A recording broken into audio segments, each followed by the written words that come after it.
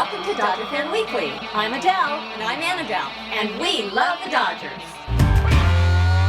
We swept the Diamondbacks. I mean, that was huge because they were really tough games. That's our direct All one-run games, competition. by the way. Yes. And when the bullpen goes bad and people start hating them, you know, The hitters we come come back. through. Yes. Yeah. And when the hitters can't come through, the pitching has been fantastic. It's just, it's a great run. We're in first place, and as a bonus, the Giants are in last place. That always feels good when you're a Dodger fan. Well, and now we're going into the All-Star break. And I don't know about you, but I need a break from the All-Star break.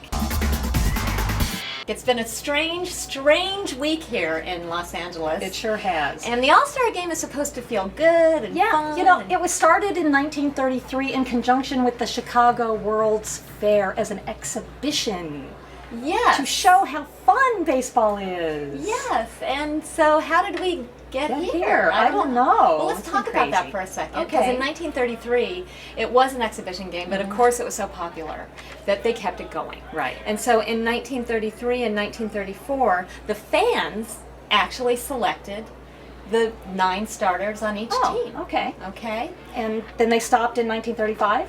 Well, from 1935 for 10 years to 1946, we can count. In 1945, there World was War no II, game. no Yeah, game. there was a big war. So for 10 years, Yeah. the Managers picked all of the players. Yes. And then in 1947, they started putting ballots back in the stadiums, right? So Yes. in 1947, the fans started voting again. Yes, and you could mail them in or turn them in somewhere. Right. Right. And then after 10 years, in 1957, there was a huge scandal. What was that? It was a ballot stuffing scandal. The Cincinnati Reds, they had 7 of the 8 players voted in on the team for the National League. The only one that wasn't A red. was Stan Musial. Couldn't forget him. He was a Yeah, Cardinal. He was a Cardinal. So how did they get the ballots Well, the stuffed in? commissioner, Ford Frick was his name, Uh-huh. he did an investigation and he found out that the Cincinnati Enquirer actually put pre-marked ballots in their Sunday paper. Every Sunday?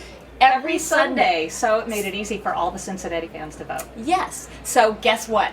Ripped right away from the fans again. No more For fan 12 input. years. Yeah. 12 years. Well, what happened with that is fans started to lose interest in the All-Star game, right? Because the fans weren't involved. Right.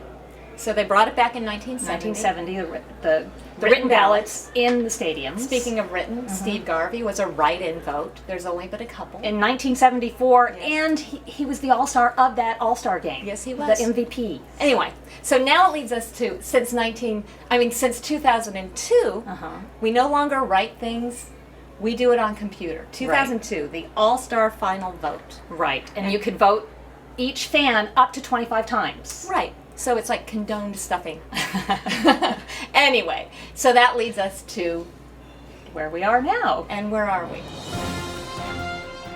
Breaking news. There was a storm in Los Angeles this week. All about the All-Star game. Lines were drawn in the sand. Dodgers fan against Dodgers fan. Twitter friends against Twitter friends. On one side, The Kenley Jansen comments that Dodger fans are lazy and they didn't vote.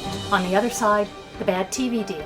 If you can't see the team, you can't vote for the players. Then the voting frenzy started. The final vote came out for Justin Turner, who made it to the All-Star game. Good night and good news. I don't know what happened, but in Los Angeles, there was so much stress surrounding the All-Star game. And well, the thing was, the All-Star game is coming up, and the Dodgers have the best team in the National League, one of the best teams in baseball, and Dodgers were not being voted onto the team. yes, and why is that? Why was that? Well, some people thought that the fans were lazy. Could be. I don't know. A player actually said that the fans were lazy. That's true, Well, and then some people speculated it was the TV deal. which is fair, and some journalists wrote about that too, because if you can't see the team, you don't know which players to vote for, right? Exactly. And maybe it's because Dodgers fans are voting for other players besides Dodgers, because it is an all-star game. Right, right. So you vote for the best player.